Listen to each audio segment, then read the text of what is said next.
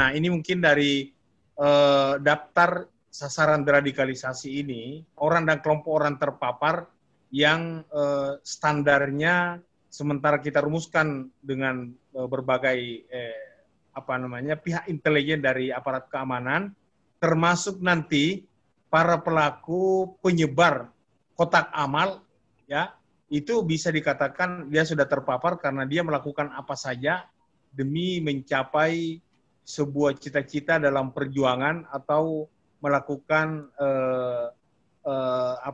rencana-rencana pelatihan paramiliter, ya, penanaman kebencian, penyebaran permusuhan, dan terakhir berangkat ke Syria. Nah, inilah yang perlu kita sampaikan kepada masyarakat bahwasanya kotak amal saat ini kita harus hati-hati. Kalau mungkin di rumah ibadah itu ketahuan panitianya, ketahuan sasarannya, ketahuan bendaharanya, tetapi kalau di minimarket yang menjadi temuan ini sangat-sangat tidak jelas dan sama-sama kita ketahui. Dan yang menarik adalah kalau di minimarket kita dijebak untuk bersumbang.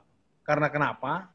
Uang kecil itu, yang recehan itu yang tidak bisa dikembalikan dan kita tergesa-gesa, akhirnya tentu kita mau beramal, siapa saja mau beramal. Tapi kalau di rumah ibadah saya kira tidak ada transaksi perdagangan, murni orang menyumbang bisa jumlahnya besar, tidak ada bicara receh. Tetapi kalau di yang disebutkan tadi adalah di lampu merah, di rumah-rumah di minimarket, ini menjadi perhatian bagi masyarakat, bagi kita semua yang belanja di minimarket, dan saya kira tidak bisa digeneralisir karena tidak semua seperti itu, tapi yang terpantau tentunya yang tidak jelas siapa yang menaruh dan siapa yang ini, tetapi temuan aparat keamanan, aparat Polri itu sudah jelas, angkanya sudah jelas semua.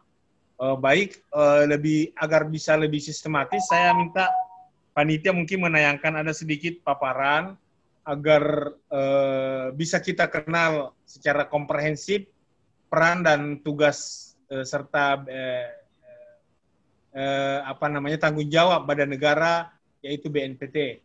Ya, topik diskusi kita memang sebenarnya terfokus pada bagaimana kedermawanan rakyat jangan dibajak melalui kotak amal dan ternyata untuk mendanai teroris, ya, mendanai jaringan teroris, mendanai pergerakan, penanaman kebencian, pelatihan-pelatihan, dan semua modus-modus yang digunakan karena mereka terus bergerak, ya, dengan jaringan Islamiyah, jamaah Islamiyah, jaringan lama, tetapi terus dia bermetamorfosis untuk bagaimana dia tetap eksis dan memanfaatkan kebaikan dan ketulusan masyarakat kita yang tentu semangat keberagamaannya sangat tinggi.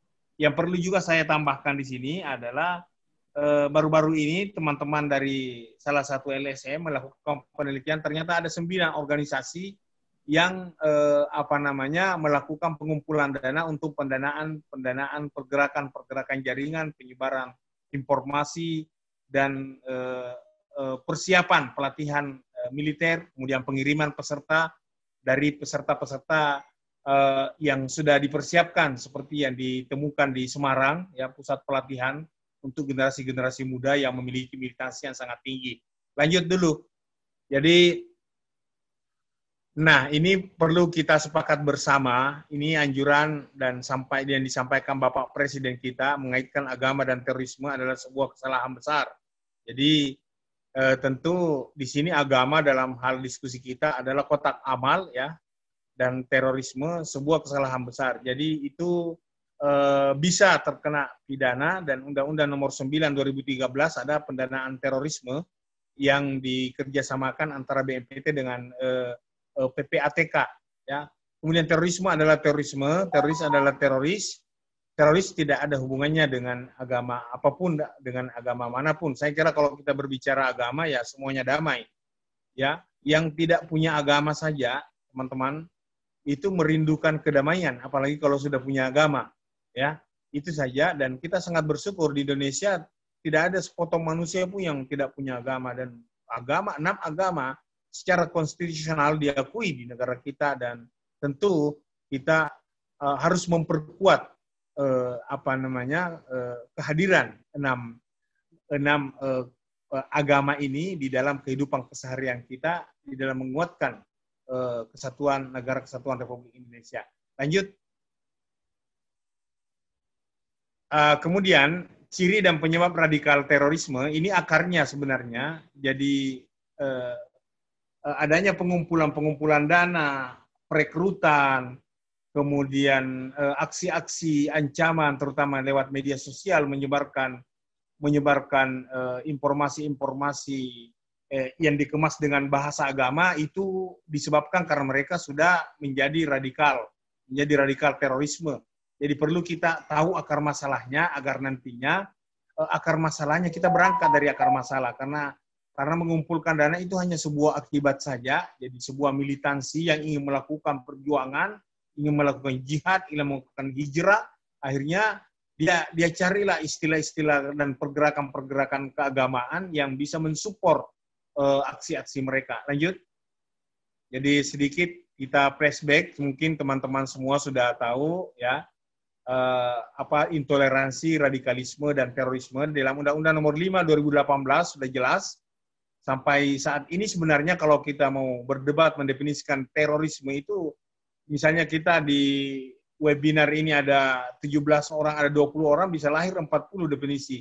Tetapi kita tidak bisa menghabiskan waktu, tenaga, dan pikiran untuk memperdebatkan definisi, sementara negara kita sudah dirongrong dan diancam dengan aksi-aksi terorisme, dengan aksi-aksi intoleransi dan radikalisme. Intoleransi, ya orientasi negatif, penolakan seseorang terhadap hak politik dan sosial kelompok yang ia tidak setujui.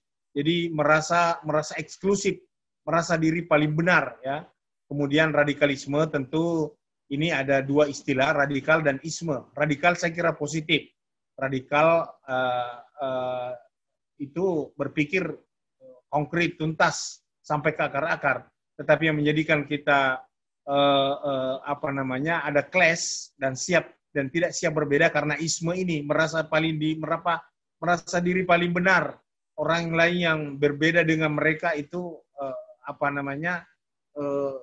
dikafirkan, ya, disesatkan, dan anti Pancasila, menolak NKRI.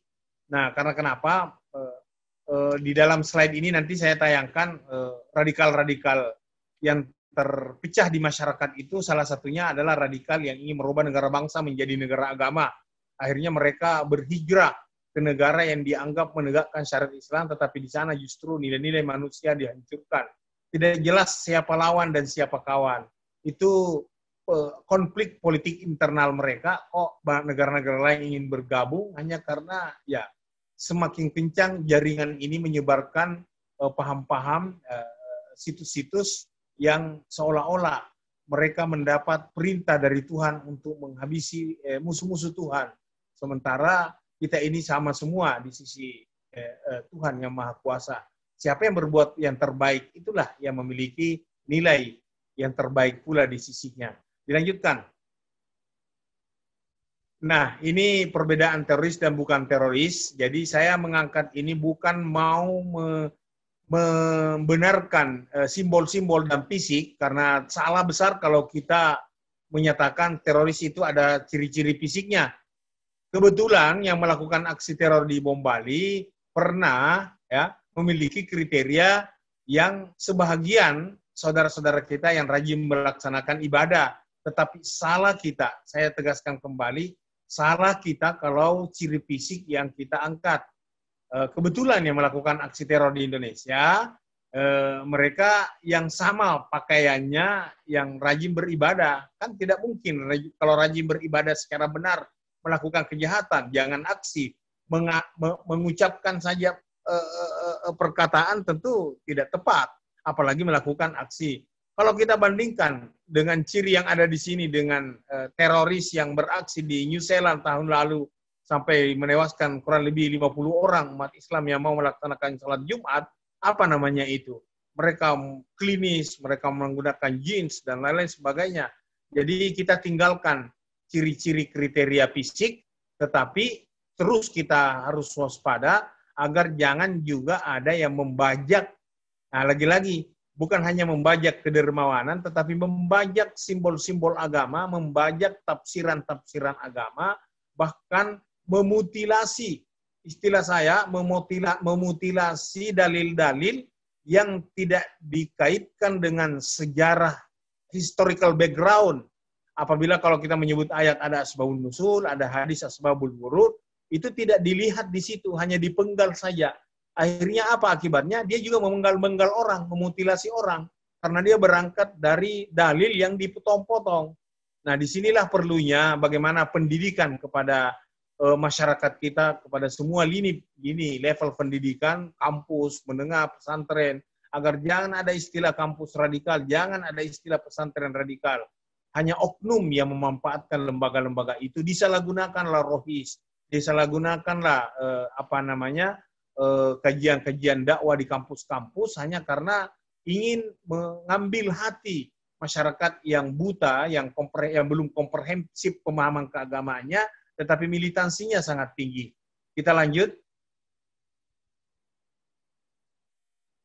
Nah, ini sirkulasi atau proses kenapa orang jadi radikal. Ini kemudian kalau kita melihat latar belakangnya, ada ekonomi, ada sosial politik, tapi sesungguhnya yang lebih besar itu adalah karena faktor ekonomi. Karena orang tidak berdaya, orang jadi miskin. Tetapi tidak juga, karena kenapa? Ada juga orang kaya yang pengalaman kami menerima deportan-deportan dari Syria, bahkan ada eselon 4 Kementerian Keuangan, ada eselon 2 pegawai Batam. Kalau kita katakan itu miskin, tidak juga. Tetapi kalau kita katakan dia bodoh, Dr. Asahari, apa kekurangannya? Jadi multifaktor, jadi multidimensi, tidak satu, no one factors. Jadi bukan hanya satu faktor menyebabkan orang jadi radikal. Jadi itu akumulasi, ya, mencari jati diri, meninggalkan aliran lama, mencari nilai-nilai baru, ada perasaan kecewa dengan keadaan, merasa ketidakadilan. Tetapi apa dengan kekecewaan itu, apa dengan melakukan aksi sehingga kekecewaan itu bisa terobati? Artinya ini tidak tepat. Jadi ada juga indoktrinasi online, offline. Kalau kasus-kasus bom Bali dan bom-bom yang besar ke sini, itu Kampung Melayu, kemudian sebelumnya juga di Kuningan, di Marriott, itu mungkin masih offline, ada pertemanan. Seperti Ali Imron mengajak 3 saudaranya, ya.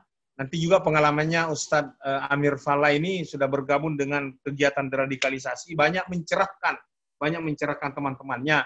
Kemudian yang lebih kencang ini, yang lebih harus diwaspadai adalah bagaimana online mereka lakukan, tidak perlu keluar, tetapi menyebar paham-paham mereka, menyebar cara-cara mereka untuk merakit bom, menyebar cara-cara mereka untuk mengulas dan mengulas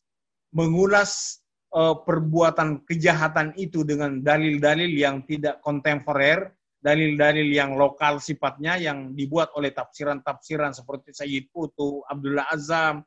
Ya, itu tafsiran yang berlaku untuk negara di mana mereka berada, konflik di mana mereka berada. Tidak bisa kita pukul rata dan kita generalisir bahwasanya inilah yang harus kita maknai. Dalil jihad inilah, karena Indonesia umpamanya tidak menegakkan syariat Islam, ya. Indonesia sudah menegakkan syariat Islam. Saya kira negara Indonesia ini satu contoh yang negara menegakkan syariat Islam, tetapi memformalkan syariat Islam itu bukan tempatnya, karena negara kita bukan negara agama, negara kita adalah negara bangsa yang mengakui berbagai agama, suku, bahasa, dan lain-lain sebagainya. Lanjut. Tetapi dengan adanya media online, bisa saja mereka tidak melakukan doktrin-doktrin dari pintu ke pintu. Nah, ini yang saya katakan tadi.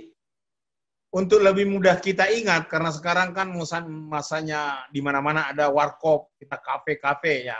Teori kopi susu radikalisme yang saya sebutkan. Di dalam sebuah gelas, di dalam sebuah negara Indonesia ada 3 aliran. Susunya itu adalah radikal politik. Radikal politik itu, radikal pemikiran itu, endingnya adalah daulah, mendirikan khilafah. Ya. Kemudian radikal gulanya itu keyakinan. Nah, radikal keyakinan itu berakhir pada model-model pengkafiran. Mengkafirkan sesama saudara, ibunya ditolak karena tidak daulah. Ada kasus seorang ibu menangis di kantor karena anaknya sudah menolak dia karena katanya tidak daulah. Ya, keyakinannya dikuatkan. Kemudian kopinya ini berupa tindakan. Nah, ini yang banyak. Radikal tindakan. Dia tidak kenal itu kafir, tidak kenal khilafah, tetapi bagaimana dia melakukan vandalisme, radikal premanisme, radikal aksi, menunggu orang ada berkumpul, datang dia menyelinap di situ. Misalnya ada aksi-aksi apa, ya tempo hari berbagai aksi-aksi ormas.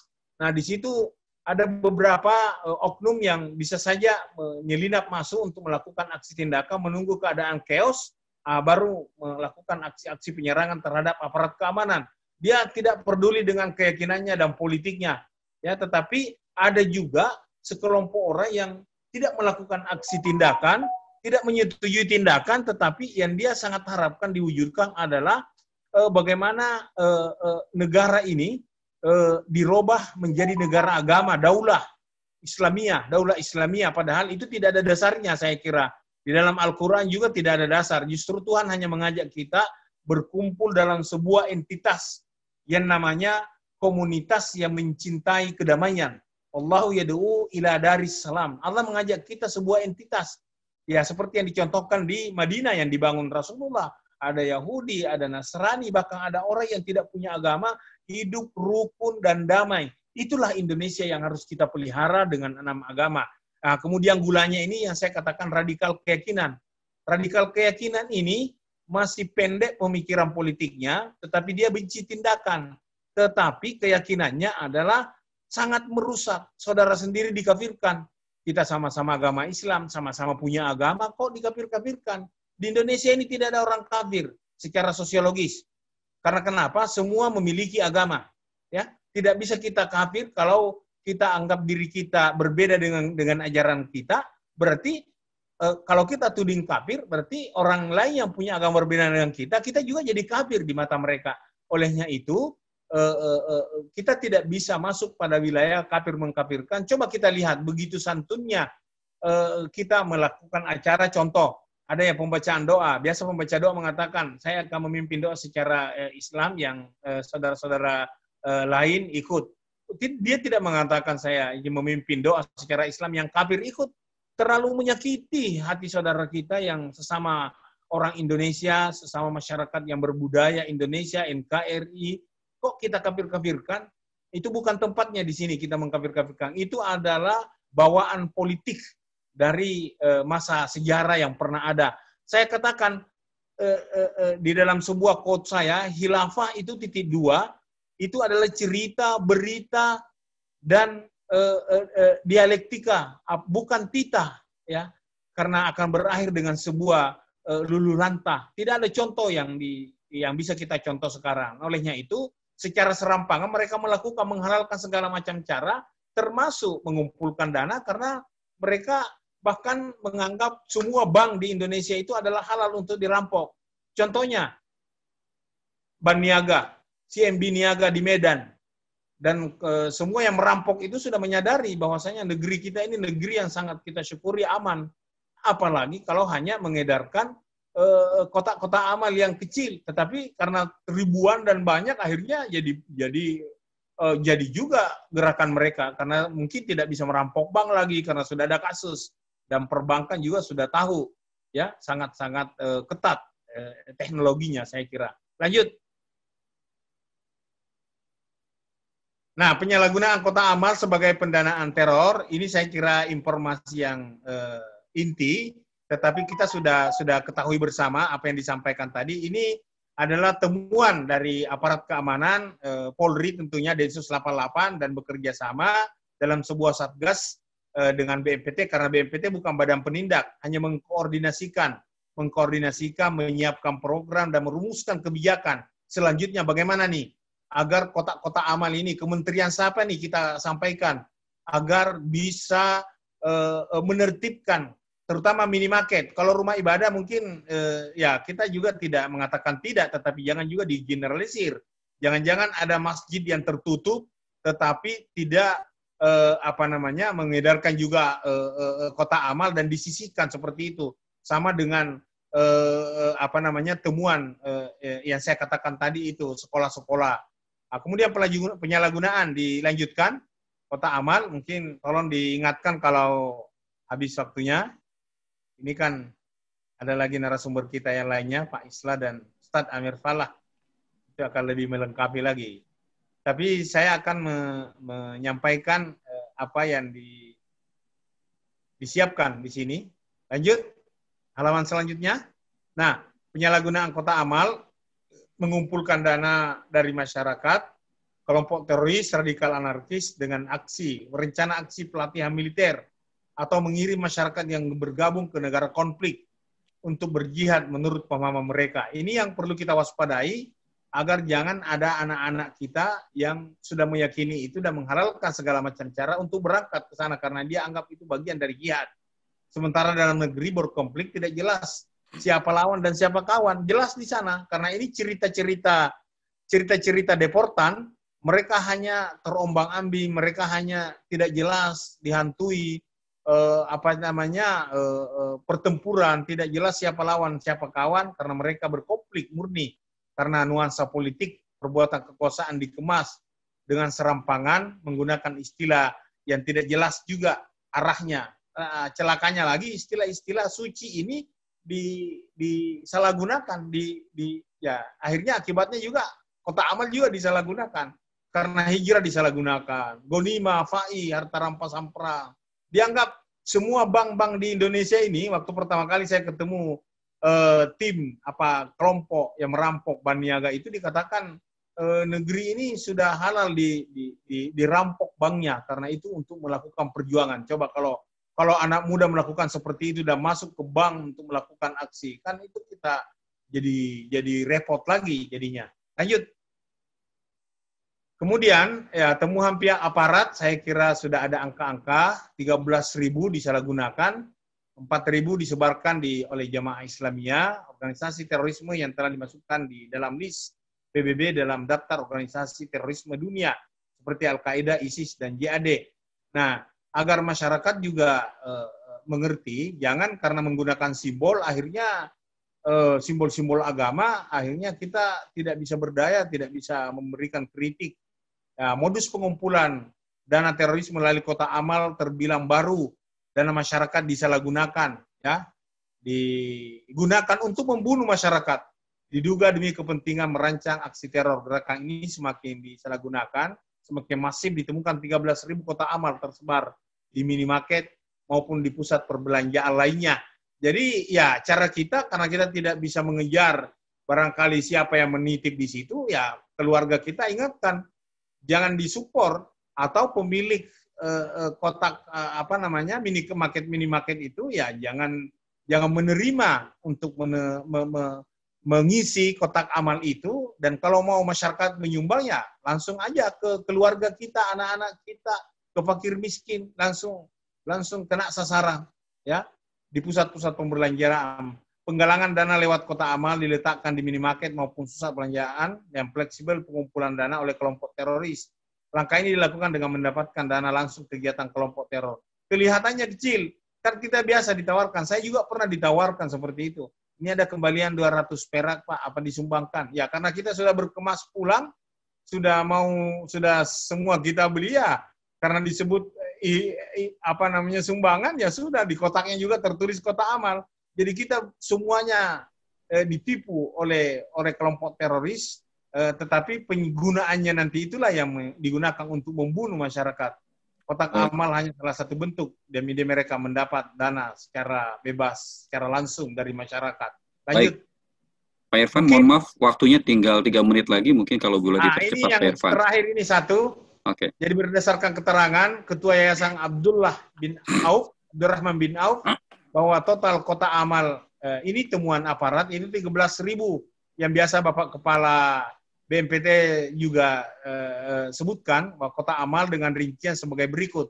Nah, kita berada di wilayah ini atau tidak berada di wilayah ini jangan-jangan belum menjadi temuan, tetapi tentunya gerakan militansi mereka Jakarta, Lampung, Medan, Semarang, Pati, Jawa Tengah, Temanggung, Solo, Solo Raya, Yogyakarta, apalagi Magetan, Malang, Surabaya, ini wilayah-wilayah Lombok dan Ambon, itu data-data yang biasa kita lakukan pembinaan, pendampingan, pemberdayaan kepada kelompok-kelompok jaringan mantan-mantan teroris yang sudah berubah, tetapi tentunya banyak simpatisan-simpatisan yang ingin melakukan. Mereka tidak berani melakukan, muncul, tetapi mereka bersimpati hanya dengan melakukan sumbangan-sumbangan. Jadi ada 4 kelompok layer di dalam lapas itu yang kemudian juga lapas bebas, yaitu simpatisan, pendukung, militan, dan inti. Nah, yang beraksi seperti ini yang pendukung dan militan, mereka belum siap melakukan menjadi pengantin atau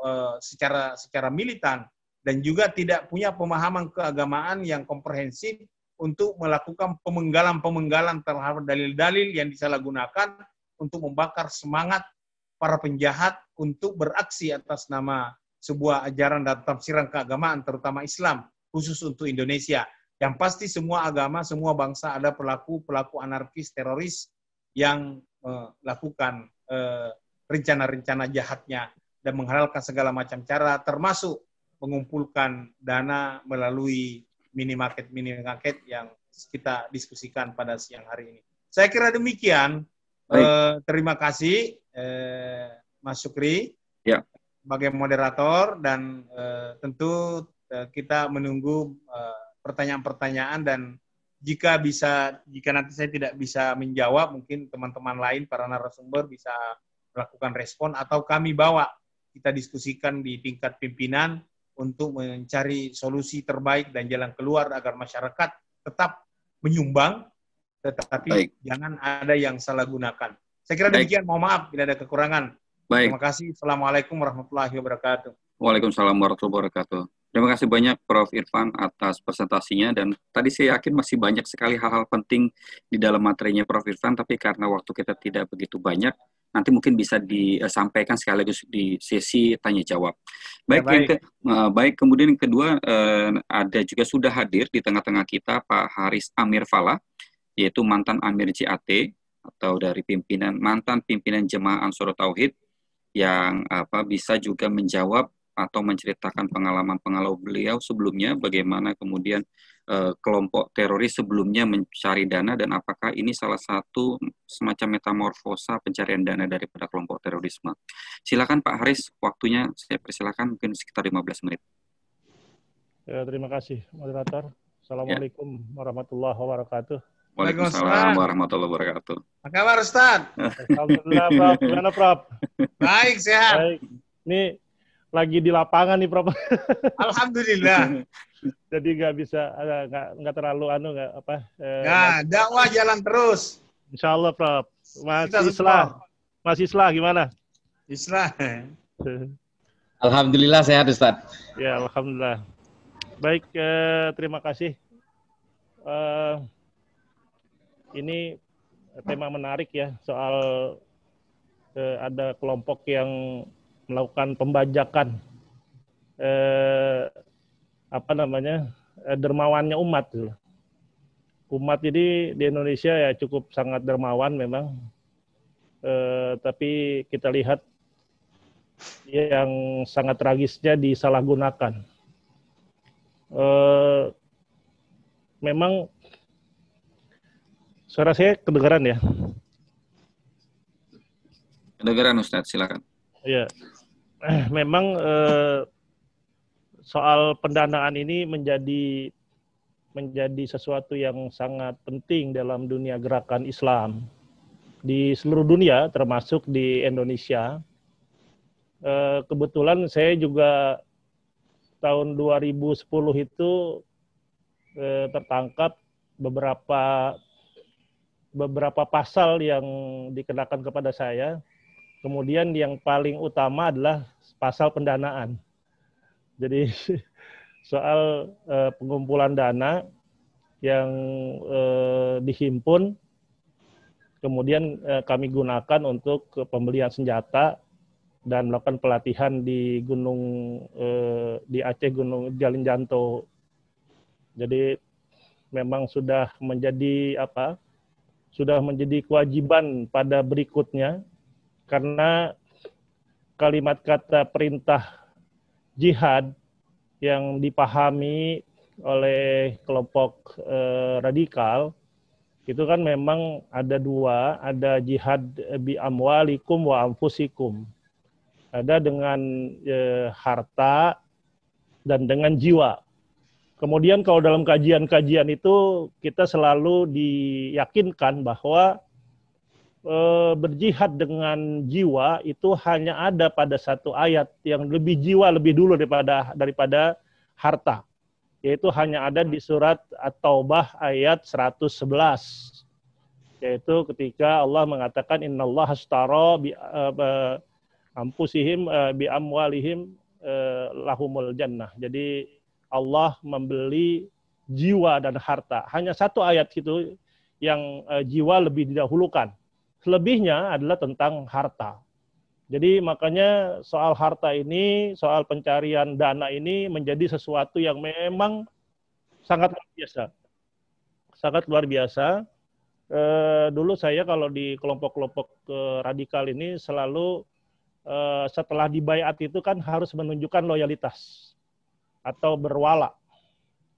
Loyalitas itu ditunjukkan pada dua hal.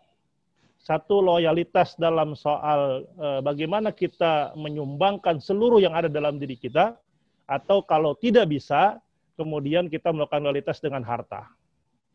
Jadi itu juga bagian dari sebuah loyalitas, bagian dari sebuah ketaatan, bagian dari sebuah konsekuensi dari nilai-nilai baiat yang kami lakukan.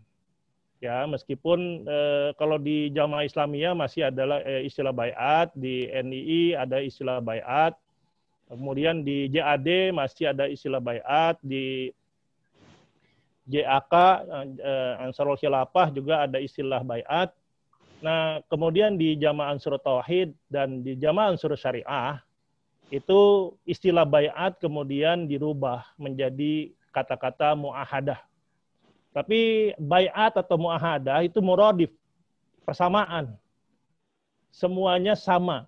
Esensinya adalah membangun ketaatan, loyalitas, baik dengan harta maupun jiwa terhadap pemimpin dan terhadap tanzim atau organisasi. Ini kalau kita bicara tentang persoalan harta. Kemudian saya hanya membatasi pada soal-soal pencarian dana ini. Kemudian bagaimana caranya mencari dana? Ini sejak saya kenal dulu, semenjak saya dibaiat tahun 1983, masih zamannya Orde Baru, itu kalau dana kita cari hanya dari anggota, pasti tidak bisa berbuat apa-apa. Karena dari anggota itu ya paling banyak kumpulnya ya tidak terlalu signifikan lah. Nah, kemudian ada pencarian dana yang lain, yaitu dengan cara, kalau dulu kami sebut begini, ada istilah ini yang populer di kalangan kami, mencari dana jihad itu dengan cara jihad. Ini yang kemudian nanti sangat variatif sekali nanti di lapangan. Tapi prinsipnya adalah kami yakini sebagai sebuah jihad, kemudian mencari dana jihad itu harus dengan cara jihad. Jadi tidak mungkin mencari dana jihad itu aksi, ya jihad tanda kutip nih sebenarnya ya. Kalau jihad yang dimaksud ini kan jihad sudah distorsi nih, sudah melakukan penyimpangan-penyimpangan. Tapi caranya harus jihad, tidak bisa dengan proposal misalnya. Nah, dengan cara-cara yang jihad itu, dengan cara-cara jihad di sini dimaksud, akhirnya dalam praktiknya adalah menghalalkan segala cara. Ini yang terjadi. Menghalalkan segala cara. Satu istilah yang dipakai, dan ini populer dan kemudian hampir di semua gerakan radikal, yaitu yang disebut dengan fa'i. Sebab ada dua perbedaan di dalam sumber dana orang berperang ini, satu yang namanya ghanimah, yang satu namanya fa'i. Kalau ghanimah itu kan didapat dari setelah perang, kemudian ada musuhnya kalah dan meninggalkan banyak harta, dan hartanya itu diambil, itulah yang disebut dengan harta ghanimah. Tapi ada yang lain yang disebut dengan fa'i. Fa'i itu artinya apa? Fa'i itu adalah mencari harta dengan tanpa melakukan peperangan. Nah, ini kemudian ditafsirkan secara ekstrim, secara sembrono oleh kelompok-kelompok gerakan radikal di Indonesia, dan bukan saja di Indonesia, tapi di mana-mana. Di zaman saya itu sudah ada yang namanya merampok. ya. Mungkin bahasa serampangannya dulu saya kenal dengan merampok syar'i. Jadi merampok tapi ada landasan syariatnya, walaupun landasan syariatnya ya landasan syariat yang ekstrim juga, yang salah juga. Kenapa kemudian dibolehkannya melakukan perampokan? Ya, dulu banyak sekali bahkan di tahun 80-an sampai tahun 90-an itu taksi-taksi gelap itu kami rampok dulu itu. Kemudian sopir-sopirnya dibunuh, ya kan? Itu sudah berulang-ulang, itu terjadi puluhan kali. Kenapa itu terjadi? Karena memang doktrin awalnya di dalam akidah itu kan selalu disebutkan bahwa orang yang tidak berbaiat dan tidak bergabung dengan kelompok radikal itu pasti disebut kafir. Nah, kalau ketika ada pengkafiran, maka konsekuensi hukumnya adalah karena kafir itu hartanya menjadi halal dan darahnya menjadi halal. Nah, itu jadi penghalalan harta itu, kemudian nanti bagaimana cara mencari mendapatkan harta yang halal itu? Harta yang sudah dihalalkan itu. Ya, caranya bisa dengan merampok. Jadi itu yang pernah dilakukan. Tapi memang tahun 90-an ya kami dulu, saya sempat menjadi buronan ya di Orde Baru dan terselamatkan. Tapi tahun 2010 saya baru ditangkap oleh Densus 88. Nah, dari peristiwa-peristiwa itu kemudian ada perubahan-perubahan strategi. Bagaimana mencari dana yang tidak lagi dengan jalan merampok. Meskipun merampok itu masih ada dilakukan di beberapa kelompok. Ya. Yang berikutnya dilakukan sebetulnya membuat yayasan-yayasan fiktif. Ini banyak terjadi. Dulu saya membentuk satu lembaga kemasyarakatan namanya Kompi Badar tahun 90-an. Tahun 90-an menjelang sampai kasus Lampung, kasus Ambon dan kemudian di Ternate. Itu namanya Kompi Badar. Tapi singkatannya adalah Komite Pemuda Islam Bantuan Atasi Derita Rakyat. Kami kemas dengan kemanusiaan, tapi hasil dari semuanya itu adalah diperuntukkan untuk membantu para pejuang yang kami sebut dulu untuk bisa mendapatkan senjata, kemudian bisa mensejahterakan keluarganya yang ditinggalkan. Itu seperti itu. Jadi dari dulu seperti itu. Kemudian saya ketika melihat ada kotak-kotak amal yang kemudian terbongkar, ini kalau saya sih tidak kaget ya, tidak kaget bahwa ini sebuah rekayasa, pasti bukan.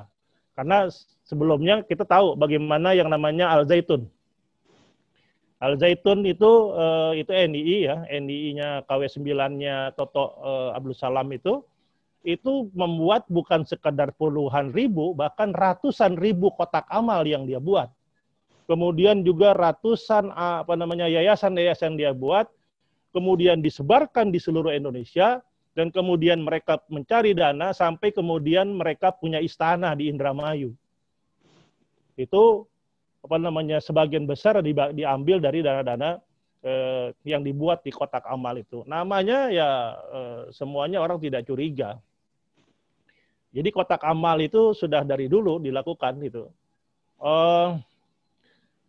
Ada yayasan yang saya mungkin karena ini harus kita supaya tidak terulang seperti yang dilakukan oleh Jamaah Islamiyah ya. Jamaah Islamiyah ini kan dulunya dianggap sudah menjadi lahan tidur. Ketika orang hanya fokus kepada ISIS. Tapi setelah terbongkar kita lihat bagaimana rapinya mereka membuat satu persiapan, kemudian membuat yayasan-yayasan yang sangat luar biasa, bukan hanya sekedar ABA, bukan hanya sekedar yayasan Abdurrahman bin Auf. Kita kenal ada yang namanya One Care, kemudian ada yang namanya Syam organisasi, dan ada beberapa yang lainnya ya, yang menyebar ke masyarakat. Dulu kita anggap ini mungkin dianggap tidak berbahaya. Maka kita juga tidak boleh lengah misalnya sekarang yang dilakukan oleh Negara Islam Indonesia atau NII, yang mereka juga punya beberapa yayasan. Salah satu yayasannya yang sekarang sangat beredar sampai ke pelosok-pelosok daerah itu namanya Yayasan Patih Nusantara. Patih Nusantara ini mungkin bisa ditangkap oleh Prof. Irfan Idris ya untuk ditindaklanjuti.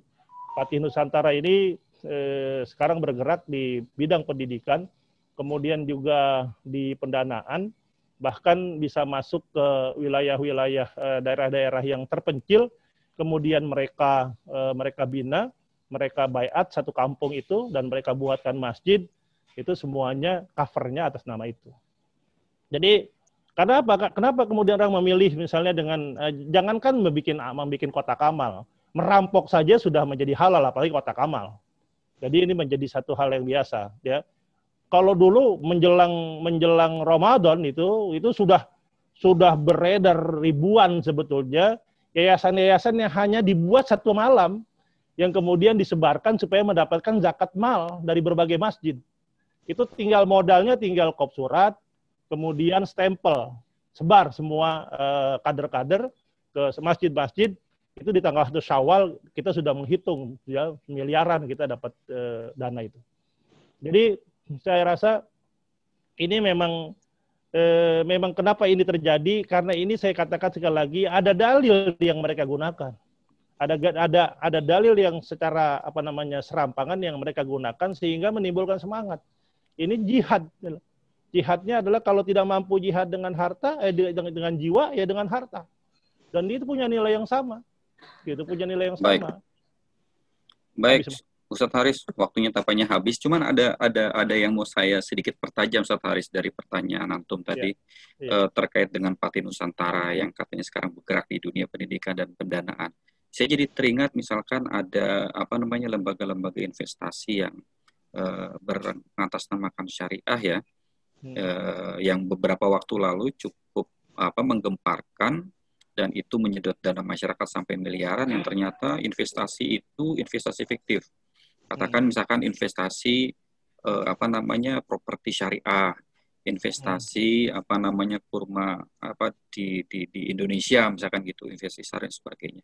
Apakah perumahan syariah terus kemudian apakah itu juga bagian daripada gerakan Patih Nusantara tadi, Ustadz Haris? Setahu saya kalau perumahan belum sampai. Karena tapi kalau misalnya wakaf Quran ya itu mereka garap. Perumahan itu sebetulnya pernah mereka mau lakukan di daerah Sumedang, tapi gagal.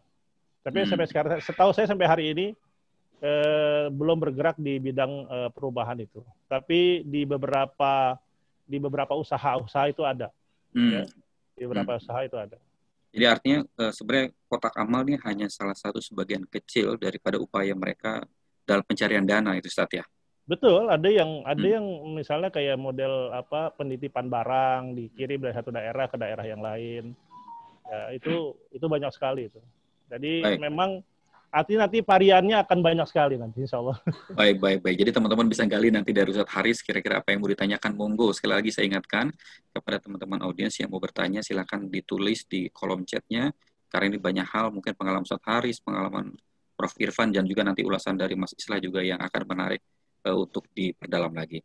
Baik, terima kasih Mas Haris atas tadi pernyataannya atau statement-statementnya. Dan sekarang kita mungkin berlanjut ke Mas Islah Barawi nih. Mas Islah, ya monggo Mas Islah, ini terkait dari tadi apa yang sudah disampaikan Prof. Irfan, kemudian apa yang disampaikan Abdul Haris. Melihat fenomena ini, saya tadi pas melihat penjelasan Ustadz Haris nih, jadi semakin terbuka banget ya, bahwa ternyata polarisasi mereka. Kalau kita mikirnya tadi kecil, tapi kemudian justru ini banyak sekali yang mereka lakukan dari tadi dengan doktrin tadi, jadi boleh melakukan dari pembunuhan, merampok misalkan, sampai kemudian penggalangan dana yang sifatnya investasi fiktif atas nama syariah tadi. Silakan Pak Islah. Terima kasih Mas Sukri, kepada narasumber Al-Mukarrom Ustadz Haris dan juga Al-Mukarrom Prof. Irfan. Terima kasih Mas. Dan juga kawan-kawan sekalian yang hadir dalam webinar ini. Assalamualaikum warahmatullahi taala wabarakatuh. Jadi memang berbicara mengenai dana ya, aliran dana ini saya jadi teringat kata-katanya Antonio Gramsci bahwa setiap ideologi itu akan ikut serta bersamanya itu uangnya. Kalau tidak ada uangnya, ideologi itu tidak akan membesar dan dia akan mengalami stagnansi. Ini kata-katanya Gramsci yang mungkin memang sangat sangat baku lah. Artinya tidak ada ideologi yang tidak pakai uang. Kalau nggak pakai uang ya ideologi itu tidak akan berkembang dan mati begitu saja. Nah, lalu kemudian satu ideologi itu akan berkembang apabila dia juga bergerak pada tataran praktik. Kalau dia hanya bergerak pada tataran doktrin, meskipun ada uangnya, itu juga tidak akan berkembang. Itu apa yang dialami oleh komunis yang kemudian tumbang di Rusia itu karena mereka hanya selalu bergerak pada tataran doktrin, uangnya ada tapi praktiknya nggak ada. Nah, gerakan-gerakan radikal ini sebenarnya memang sudah bergerak pada dua tataran itu. Uangnya ada, ideologinya ada, doktrinnya ada, dan praktiknya juga ada. Nah, inilah kemudian yang membuat mereka itu bergerak secara leluasa, entah di bawah permukaan atau di atas permukaan. Lalu kemudian kotak-kotak amal ini kan sebenarnya hanya salah satu bagian kecil saja. Ini kan cara mereka untuk menarik dana liquid dari masyarakat yang kemudian akan dipakai oleh mereka setelah jalur-jalur pengiriman uang secara digital itu sudah berhasil dipatahkan oleh pihak keamanan. Mereka melalui jalur-jalur digital, mereka akan mudah dipatahkan dengan juga menggunakan cara digital. Lalu kemudian mereka menggunakan liquid money ini untuk menggunakan kurir-kurir dan disebar ke berbagai gerakan-gerakan yang tersebar. Melalui gerakan-gerakan tactical training untuk pembiayaan senjata dan sebagainya. Tidak mungkin mereka tidak menggunakan dana itu untuk hal-hal yang lain. Karena memang rata-rata kalau kita melihat hasil survei Scott Attan maupun Daniel Kohler dalam dunia radikal itu, orang-orang radikal ini sebenarnya bukan berarti orang-orang yang tidak berdaya secara ekonomi. Mereka punya pekerjaan, mereka punya penghasilan, tapi untuk lebih mempertegas ideologinya, mereka menggunakan dana-dana ekstra itu. Dana-dana ekstra itu dari mana? Ya menjaring dari masyarakat. Tapi memang kemudian ini menjadi sangat bisa disimplifikasi sebenarnya kalau kita mengatakan bahwa ini memang hanya untuk pergerakan. Liquid money ini memang hanya untuk pergerakan. Yang jauh lebih berbahaya adalah ketika melibatkan perusahaan-perusahaan besar, perusahaan-perusahaan swasta maupun perusahaan-perusahaan negara yang dikutip dari CSR-nya, tidak secara langsung untuk gerakan-gerakan militer misalnya, gerakan-gerakan yang sifatnya tactical training atau apapun dalam tataran praktik, tapi yang dipakai untuk tataran doktrin. Nah, ini yang harus kita tidak boleh lengah juga di sini. Ustadz Haris tadi sebenarnya sudah mengatakan itu ya sebagian. Apa yang ingin saya sampaikan sebenarnya sudah disampaikan oleh Ustadz Haris, bahwa banyak sekali CSR dari perusahaan swasta dan juga BUMN kemungkinan juga itu mengalir, tapi tidak untuk gerakan-gerakan militer, tapi juga kepada gerakan-gerakan doktrin itu. Masjid-masjid yang berada di lingkungan BUMN dan juga gerakan-gerakan yang disokong oleh CSR perusahaan-perusahaan swasta ini juga banyak berkembang. Kita juga pernah menelisik kasus lembaga-lembaga filantropis yang menjadi bejana dari pengumpulan sumbangan itu kemudian dialirkan ke Suriah. Ada tersangkanya, tapi sampai sekarang tidak bergerak kasus itu. Nah, ini kan menjadi satu dialektika dan diskursus yang memang sangat menarik dan memang susah untuk ditrace. Karena apa? Memang berbalut kemanusiaan.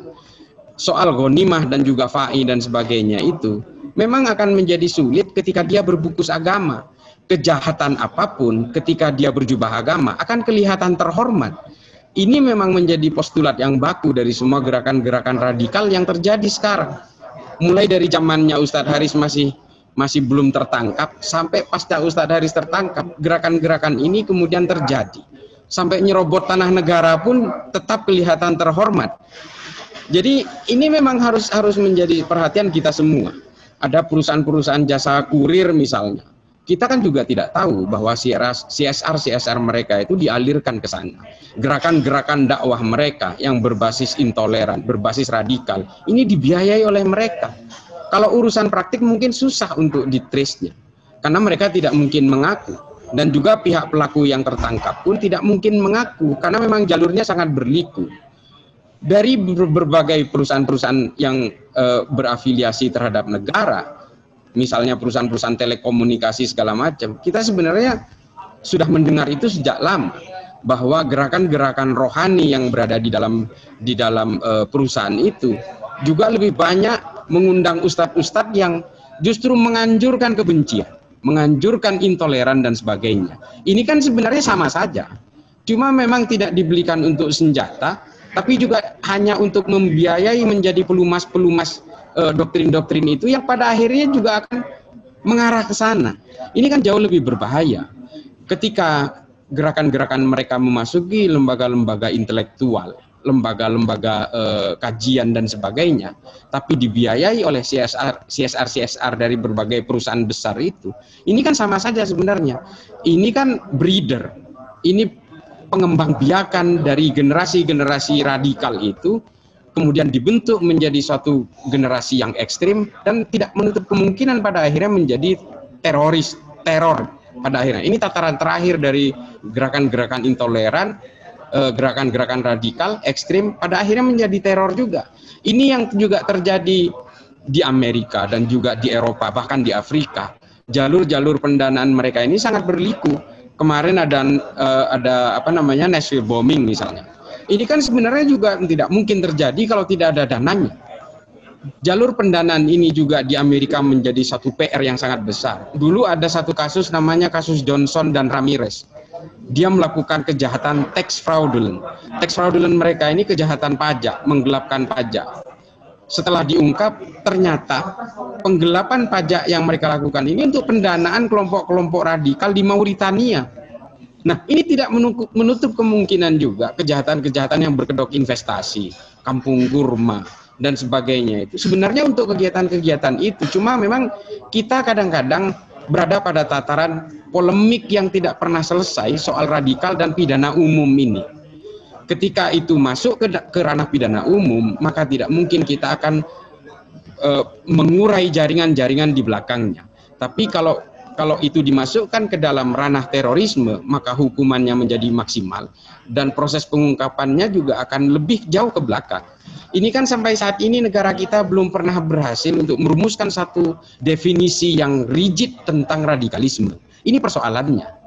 Jadi soal investasi bodong dan sebagainya, ini kan selama ini hanya persoalan-persoalan seolah-olah ini kejahatan ekonomi, bukan kejahatan terorisme.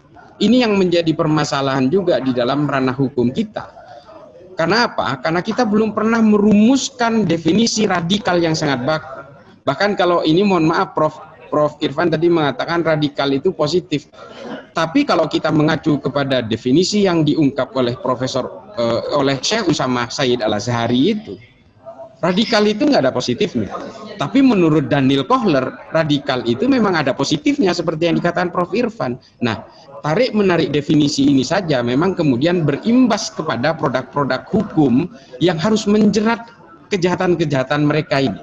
Coba bayangkan kalau menurut Ustadz Haris ada FAI misalnya, mereka melakukan perampokan di CIMB Medan, tetap saja itu pasal-pasal yang dikenakan misalnya pasal-pasal kejahatan umum, perampokan. Ini kan karena kita kemudian berhasil mengorek dalam penyidikan itu, berhasil mengungkap ternyata, oh ini ternyata teroris ini. Tapi kan banyak juga kejahatan-kejahatan lain yang tidak bisa diungkap latar belakangnya. Pada tataran hukum, dia itu tetap sebuah perampokan, pidana umum. Nah, ini kan yang kemudian kita menjadi terkecoh. Juga investasi-investasi bodong dan juga CSR yang kemudian dialirkan ke sana kan selama ini kita seolah-olah tertipu. Ada pengumpul-pengumpul pendanaan seperti mohon maaf, apa yang kita kenal yang sering pasang spanduk di pinggir-pinggir jalan yang ternyata dialirkan ke Suriah dan sebagainya. Kalau mereka berhasil mengalirkan uang ke Suriah 1 miliar rupiah, coba bayangkan berapa yang sudah dialirkan ke kelompok-kelompok radikal di dalam negeri, kan kita juga tidak pernah tahu. Untuk kotak amal, PPATK juga tidak bisa men-trace itu karena ini liquid money. ini kan hanya sebenarnya hanya kotak Pandora saja, tapi sebenarnya ada beberapa pendanaan yang berada di belakang itu yang jauh lebih besar, yang selama ini menjadi pelumas dari peternakan-peternakan radikal ini di negara kita. Kita kan sangat tahu di beberapa lembaga-lembaga kampus misalnya, itu regenerasi mereka itu luar biasa, beranak pinak. Dan ini nggak mungkin nggak ada dananya. Nah, hal-hal seperti inilah yang menjadi PR dari kita semua, bahwa pendanaan itu bukan hanya sekedar pada kotak amal sebenarnya, bukan hanya sekedar seperti yang diungkap oleh Ustadz Haris, yayasan-yayasan bodong misalnya, lewat lembaga-lembaga pendidikan misalnya, tapi ada juga beberapa aliran dana dari perusahaan-perusahaan yang di depan mata kita, yang sebenarnya untuk melumasi gerakan mereka. Ini kan menjadi suatu pekerjaan yang sangat berat buat pemerintah sebenarnya. Ini juga justru mereka ini yang paling besar. Mereka ini yang justru jauh lebih berbahaya. Saya kira itu saja, karena saya terus terang hanya melengkapi dari apa yang diungkap oleh Prof. Irfan dan juga Ustadz Haris. Ustadz Haris ini baru saya sebenarnya jalan sama kita dari Surabaya ini. Kita udah janjian, kita ketemu di webinar katanya. Habis ketemu Umar Pate kemarin. Oh. Baik. Porong. Jadi begitu saja dulu Mas Sukri dan juga kawan-kawan sekalian, Prof. Irfan dan juga Ustadz Haris. Kalau ini nanti siap. Baik. Oke, terima kasih banyak Mas Islah atas pemaparannya tadi, cukup menarik dan ini menjadi perhatian kita semua. Karena yang lebih menarik lagi tadi yang disampaikan Mas Islah adalah bagaimana kita menyoroti begitu banyak perusahaan-perusahaan yang memiliki legalitas formal di negeri ini untuk menjalankan usaha, tapi kemudian dana CSR-nya itu digunakan untuk menumbuhkan bibit-bibit atau menyiapkan rumput-rumput kering, gitu Mas Islah ya, agar kemudian siap dibakar menjadi pengantin atau aksi-aksi terorisme. Dan tadi saya sedikit mengecek, kalau tadi Mas Islah bicara soal juga BUMN, saya tadi mengecek ada salah satu BUMN yang dana CSR-nya itu mencapai 60 miliar dalam setahun. Bayangkan jika kemudian dana CSR itu digunakan untuk melumasi gerakan radikal dan terorisme ya. Satu BUMN 60 miliar, bagaimana kemudian sekian banyak BUMN, lalu belum lagi perusahaan swasta.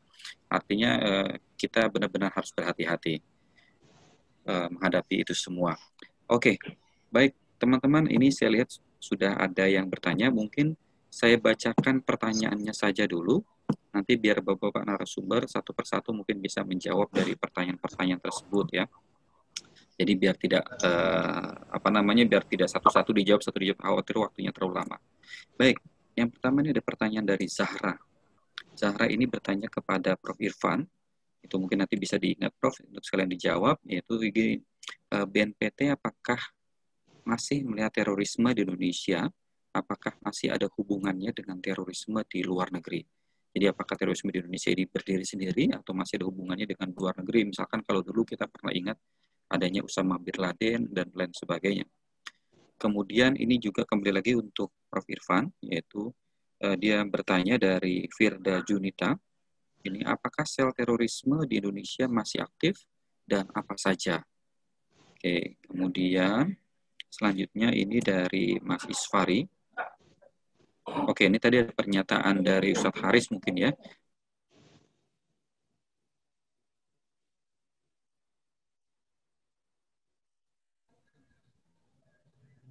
Nggak ada suaranya tuh. Oh, sorry, dari tadi nggak ada suaranya ya? Maaf. Enggak, terakhir. Oke, yang terakhir ya. Oke, ini pertanyaan dari Isfari Hikmat. Ya, Isfari Hikmat ini bertanya kepada Ustadz Haris, nanti mungkin bisa dijawab, yaitu tentang penggunaan kotak amal, ini katanya praktik lama, yang baru adalah modus penyerobotan tanah, misalkan. Kemudian bisa dijelaskan lebih banyak lagi terkait modus-modus operandi dalam pencarian dana, Ustadz. Kemudian ada pertanyaan lainnya dari santri NU Mufti. Ini dia bertanya kepada Ustadz Haris dan Prof. Irfan, apakah ciri-ciri dari kotak amal atau yayasan yang berafiliasi dengan pembiayaan terorisme, apakah ada ciri-ciri khusus misalkan logo atau nama-nama tertentu? Dan kemudian kedua, apakah diperlukan persyaratan atau aturan khusus untuk pemasangan kotak amal agar terlacak siapa pemiliknya? Dan yang ketiga adalah pertanyaan bagaimana strategi membangun ketahanan masyarakat agar tidak mudah terjebak membiayai pendanaan terorisme. Nah, ini mungkin juga bisa disikapi oleh Mas Islah. Kemudian selanjutnya ada pertanyaan dari Mas Antar. Itu adalah apakah ormas-ormas keagamaan juga menggunakan cara yang sama dalam pengumpulan dana? Gimana caranya? Jadi biar masyarakat bisa tahu kalau itu kotak amal kegiatan terorisme atau kelompok keagamaan lain.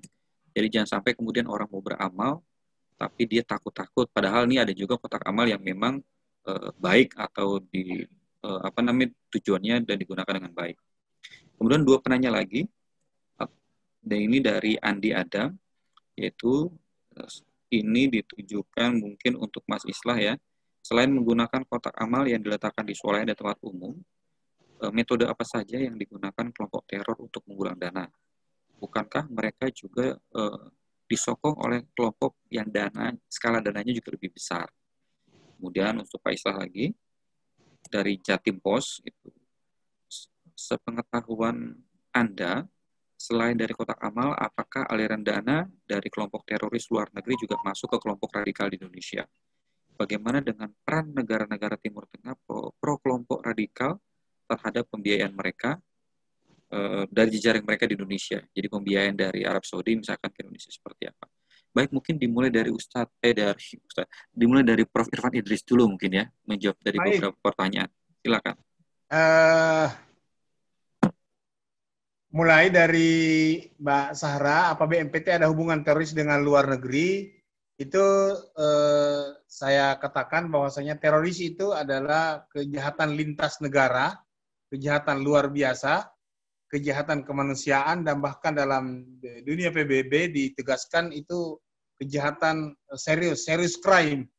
Jadi tentu jaringan-jaringan internasional seperti Al-Qaeda itu sangat terkait dengan jaringan-jaringan yang ada di negara kita, di negara Indonesia, dengan tentu menggunakan nama-nama yang berbeda, yang pasti tujuan sama. Makanya ada istilah apapun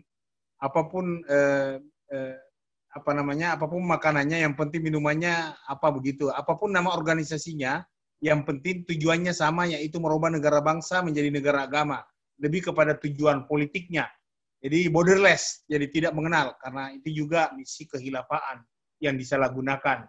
Jadi apa sel masih aktif, ya kita lihat bagaimana Mujahidin Indonesia Timur beraksi atas nama kejahatan, atas nama jaringan, tetapi itu sudah menjadi kejahatan, lebih daripada kejahatan, murni kejahatan, anarkisme.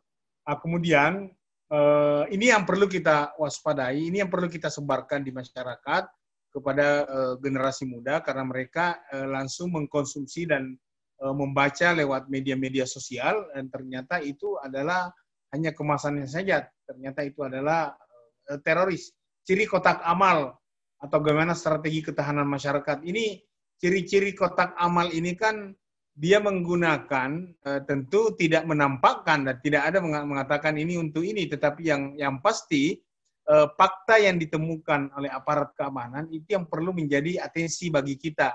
Barangkali masjid dekat rumah kita kalau kita mau menyumbang, karena itu kan berderma itu tidak bisa ditahan, tidak bisa dicegah.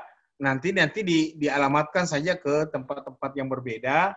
Jangan misalnya kalau kita katakan itu kotak-kotak amal di minimarket, ya jadi tidak usah lagi berhubungan dengan kotak-kotak amal di minimarket, atau dikatakan tadi rumah-rumah ibadah di BUMN yang sudah dikuasai oleh kelompok radikal, itu juga menjadi atensi dan perhatian bagi kita semua.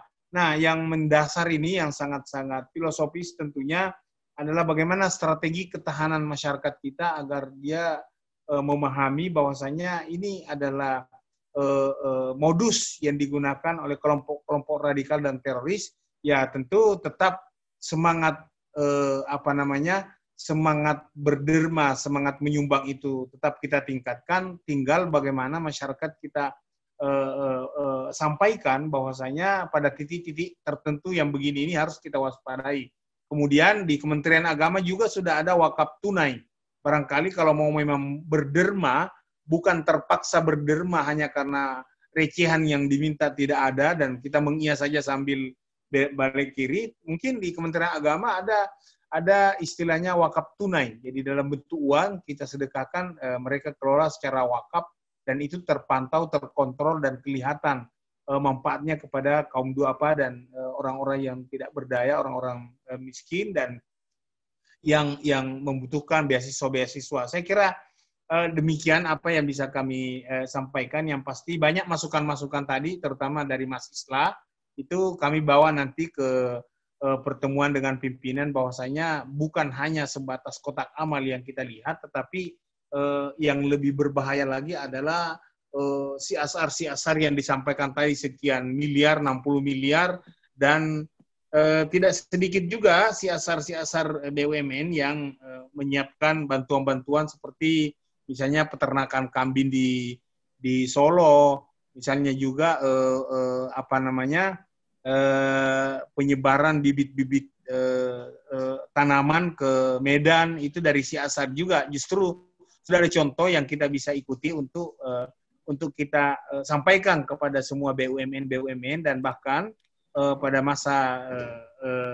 masa kepala BNPT sebelumnya itu kita ada MOU dengan BUMN untuk kita berdayakan dan tingkatkan siasar dan menyampaikan bahwasanya ini sasarannya di wilayah ini.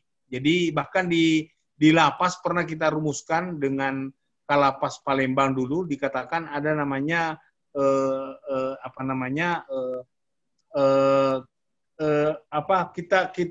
kita kompak menghidupkan kegiatan lapas dengan mengambil kegiatan koperasi dari siasar di setiap BUMD.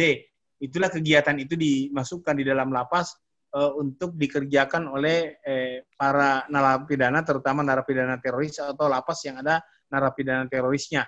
Ini mendorong semangat kami pada awal 2021 nantinya untuk kita bagaimana mengajak teman-teman, terutama yang disampaikan, informasi yang disampaikan oleh Pak Ustadz Amir Falah, untuk kita berkoordinasi mengundang kementerian dan lembaga dan bersinergi, terutama BUMN, di dalam menyisir kegiatan-kegiatan yang sifatnya besar dan bukan hanya yang kecil-kecil yang muncul ke depan, ke permukaan seperti yang kotak amal itu. Saya kira demikian, Mas Sukri. Terima kasih. Baik. Prof. Irfan, ada satu tampaknya yang belum terjawab, itu terkait dengan ciri-ciri kotak amal tadi katanya, ya, untuk membedakan.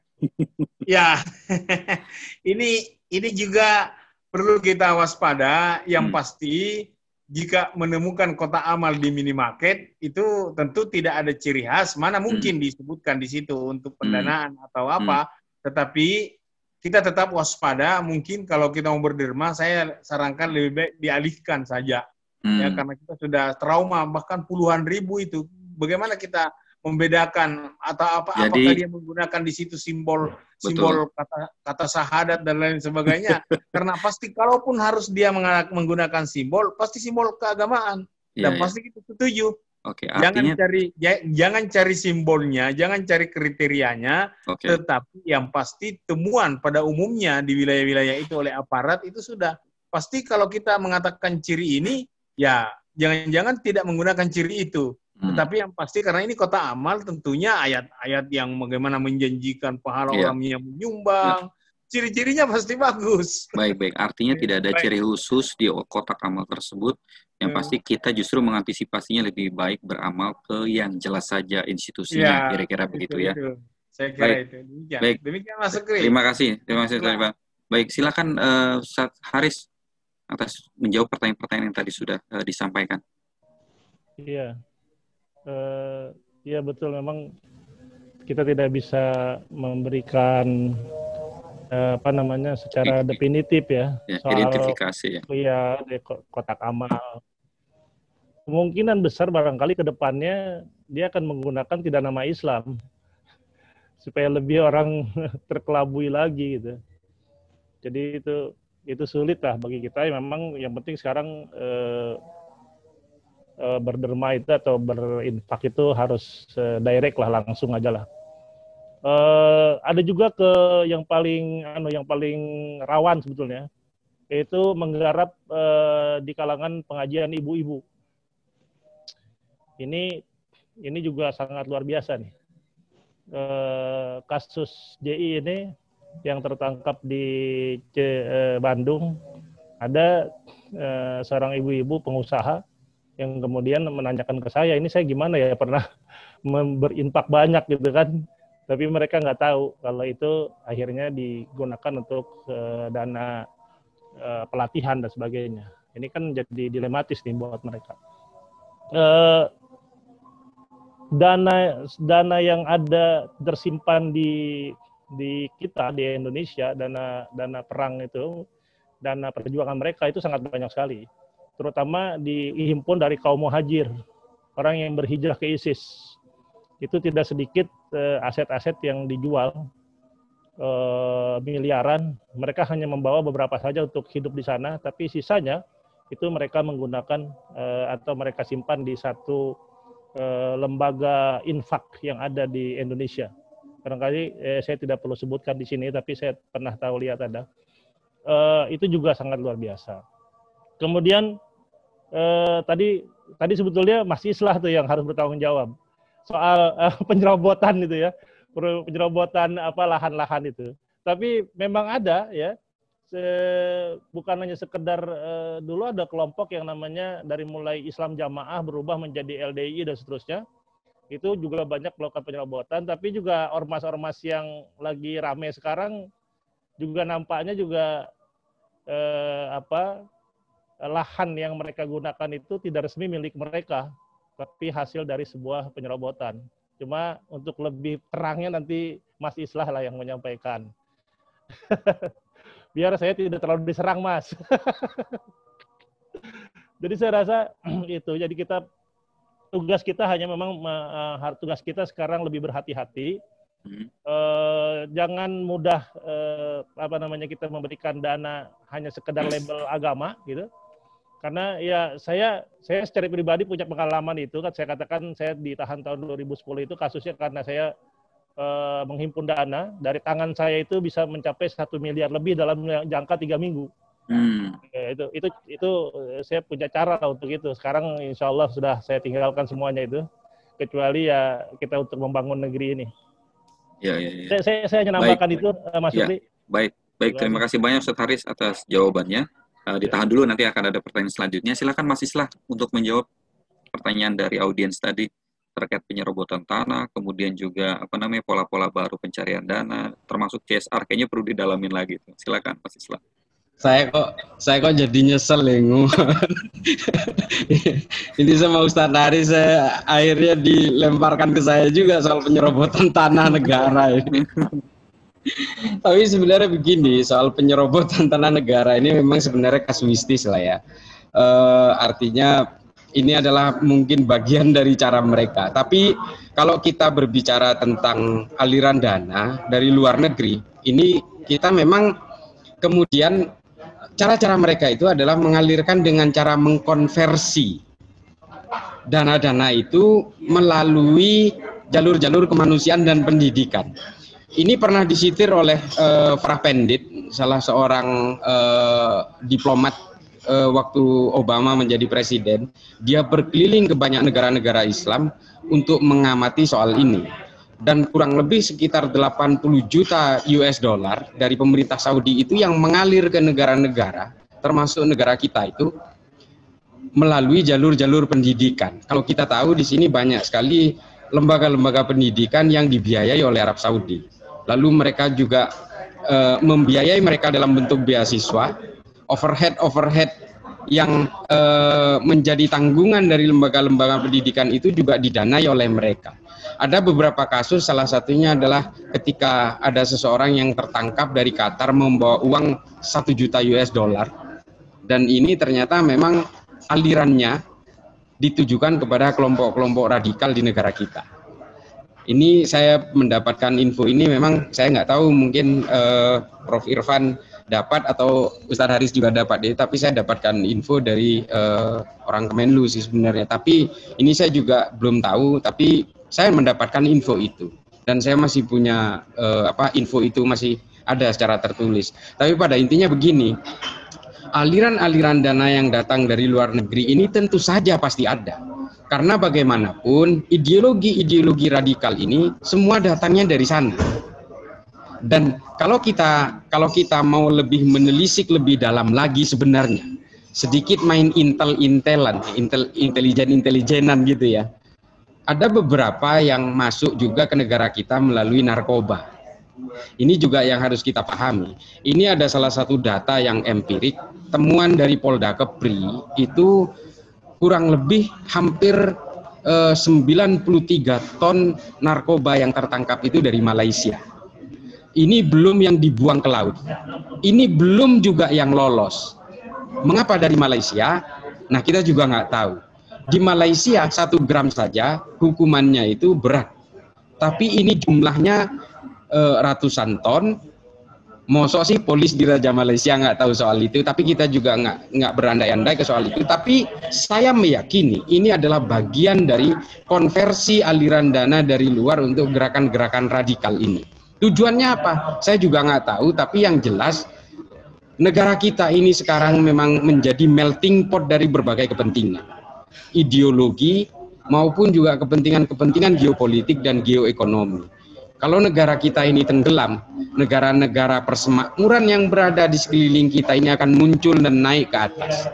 Kita kan selama ini belum pernah memandang peta betapa bahwa negara kita ini sebenarnya dikelilingi oleh negara-negara Commonwealth.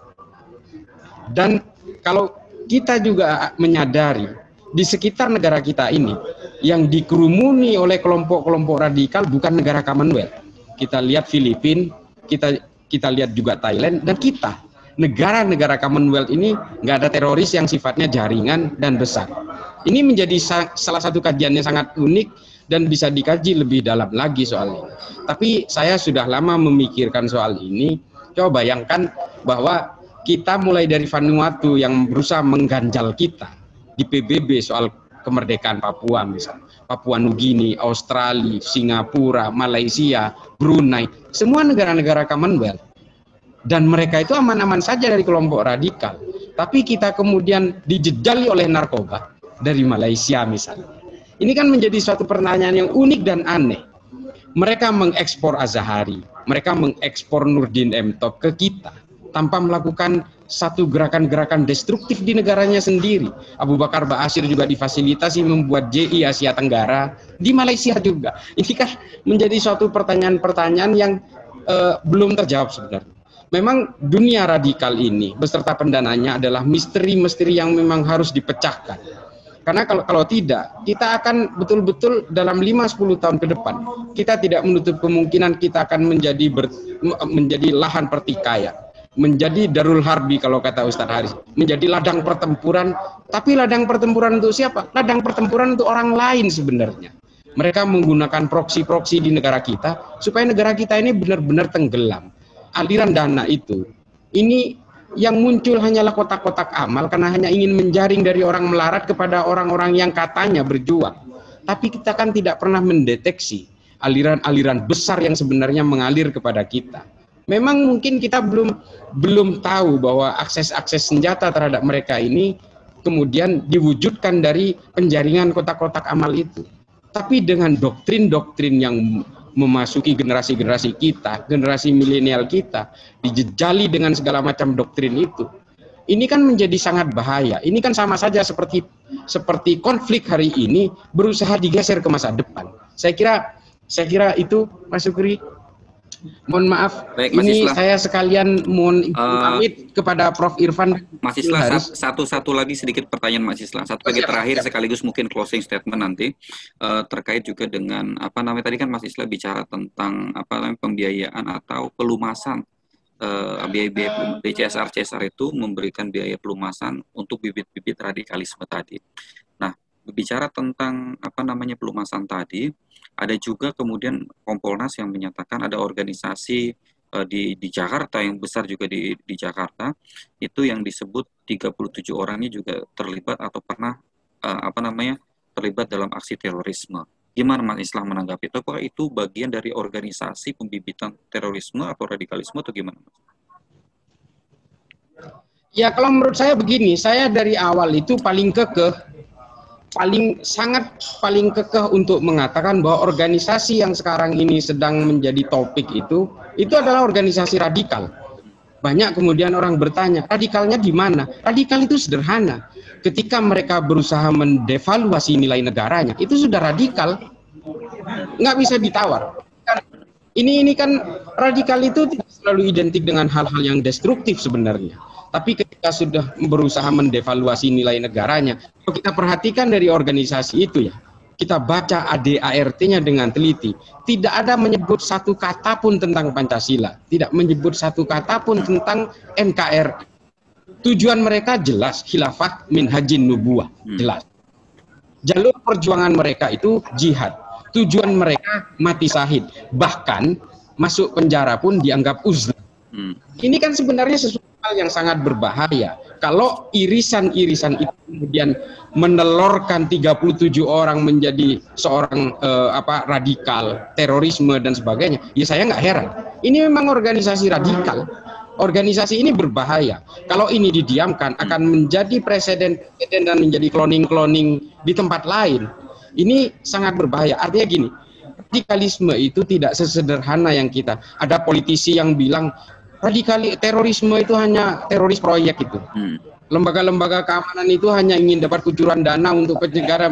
Ini kan sebenarnya menurut saya pendapat yang kalau yang ngomong begini ini mungkin mohon maaf saya bukannya diskriminatif. Kalau diomongkan oleh tukang somai, tukang ojek wajar. Loh, ini politisi Komisi 3 berbicara seperti itu. Ini kan sebenarnya mesti belajar lagi ini orang. Terorisme ini bukan hanya di negara kita. Kemarin di Nashville itu Amerika ini kurang apa secara teknologi. Amerika kurang apa secara undang-undang. Tapi Nashville kemarin kecolongan mereka. Karena apa? Karena politisi-politisi culas seperti ini selalu mendegradasi gerakan-gerakan pencegahan terhadap terorisme dan radikalisme. Politisi-politisi sejenis ini di Eropa dan di Amerika itu banyak sekali. Pada akhirnya apa? Setelah kecolongan mereka mingkem. Mereka ini kan vokal ketika seperti misalnya MRS ditahan di penjara, mereka vokal. Tapi ketika ada pembantaian di sini, mereka diam. Ini kan sebenarnya ini politisi culas yang lebih mementingkan elektoral saja. Target mereka hanya 5 tahunan, tapi tidak pernah memikirkan kehidupan sosial yang sudah mulai dikorup oleh gerakan-gerakan radikal ini. Ini saya kira gerakan-gerakan intelektual terhadap masyarakat ini harus ditumbuh kembangkan supaya politisi-politisi seperti itu harus kita lawan. Kalau di tulisan saya hari ini hanya ada satu kata, lawan. Kata biji tukul. Oh, biji tukul Mas ya. Baik, luar biasa. Ya, terima kasih banyak atas waktunya. Ya, terima kasih Mas Islah atas waktunya. Prof Irfan dan juga Ustaz Heri dan kawan-kawan yang hadir di sini. Terima kasih, saya mohon undur diri karena masih ada acara lanjutan. Baik, terima kasih. Kalau kebenaran datangnya dari Allah, kalau kesalahan pasti dari saya yang fakir ilmu ini. Assalamualaikum warahmatullahi wabarakatuh. Waalaikumsalam warahmatullahi wabarakatuh. Terima kasih Mas Islah atas waktunya bersama kita. Luar biasa closing statement-nya. Sekarang mungkin kita bergilir kepada Prof Irfan. Baik. Prof Irfan, kemudian tadi sekaligus menanggapi pernyataan-pernyataan narasumber lain, sekaligus mungkin closing statement bagaimana kemudian kita harus menyikapi terkait dengan strategi pendanaan untuk radikalisme dan terorisme. Apa yang perlu kita lakukan? Apa yang perlu kita waspadai, Prof Irfan? Baik, dalam Undang-Undang Nomor 5 2018 itu pasal pencegahan ya termasuk dalam mencegah untuk memberikan pendanaan atau menyumbang kepada mereka dengan berbagai macam nama, label atau badan dan lain-lain sebagainya. Ada kesiapsiagaan nasional yang pertama, ada yang kedua kontra narasi, ada yang ketiga deradikalisasi.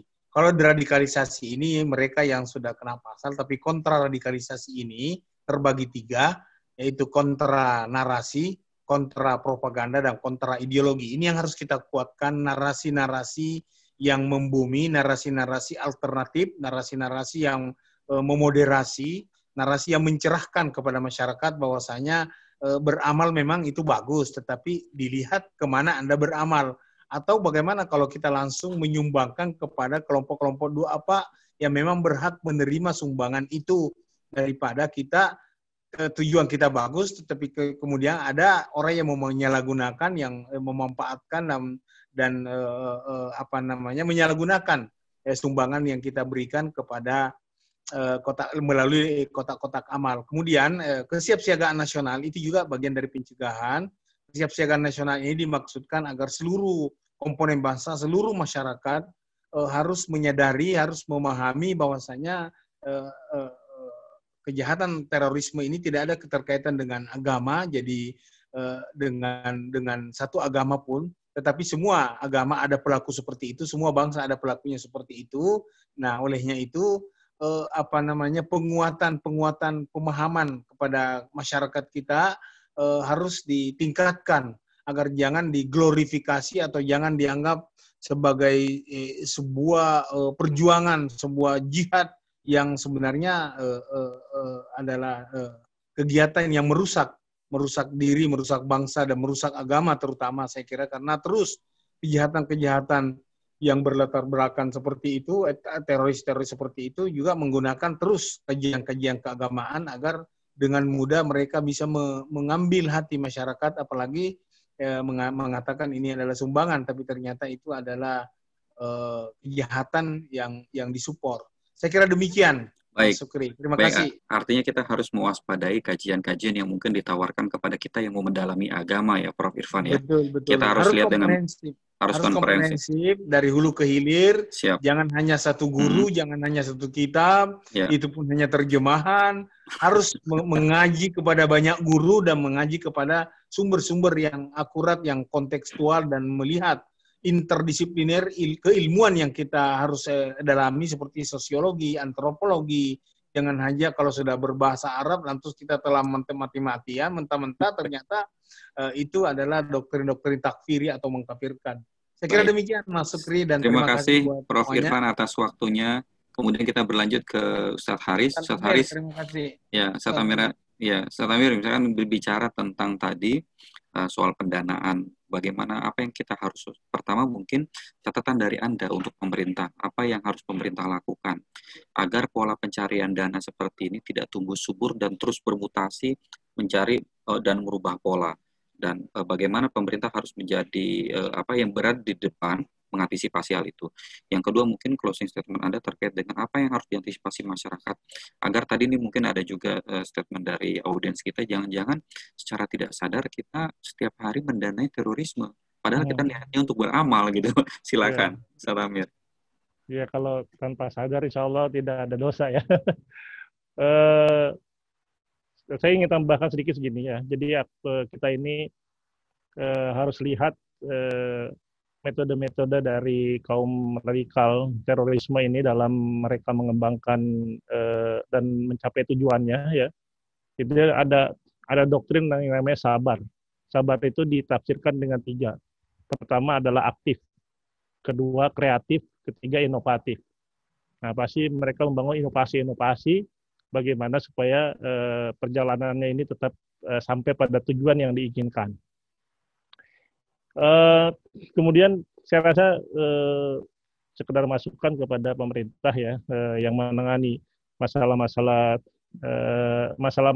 keormasan lah, dan juga ini memang harus pertama betul-betul dibersihkan ya, tidak perlu banyak bertoleransi lah untuk ini, karena toleransi itu kan ada batasnya, bukan berarti tidak toleransi itu ada batasnya. Ketika ada ormas atau gerakan yang kita anggap pasti kecil dibiarkan, dia akan menjadi besar, dan ketika besar kita punya kesulitan untuk menyetopnya. Nah, ini saya rasa harus sudah tegas ya. Kalau memang saya pernah dengar ada berita-berita ada pembubaran beberapa ormas yang dianggap masuk dalam kategori radikal, itu memang harus segera dilakukan. Kemudian penertiban ya, yayasan dan sebagainya ini harus diverifikasi sebaik mungkin supaya tidak terjadi penyelewengan, penyalahgunaan ya. Ini memang sulit karena di dalam gerakan itu ada satu keyakinan yang namanya taqiyah. Mereka bertaqiyah itu artinya berpura-pura ya, bagaimana melakukan sebuah khud'ah. Khud'ah ini juga dibenarkan karena mengambil satu dalil al-harbu khud'ah, bahwa ini adalah dunia perang itu boleh tipu menipu. Dan ini kita harus mewaspadai itu semuanya. Kemudian yang terakhir ya, infak itu saya rasa baik, infak itu ajaran Islam, tapi dalam kondisi sekarang ini perlu ada kewaspadaan dalam menyalurkan dana infak itu. Pastikan kepada organisasi-organisasi atau ormas-ormas yang sudah pasti, yang sudah kita kenal, yang sudah kita tahu track record-nya. Barangkali itu Mas Sukri dari saya. Mohon maaf kepada semuanya.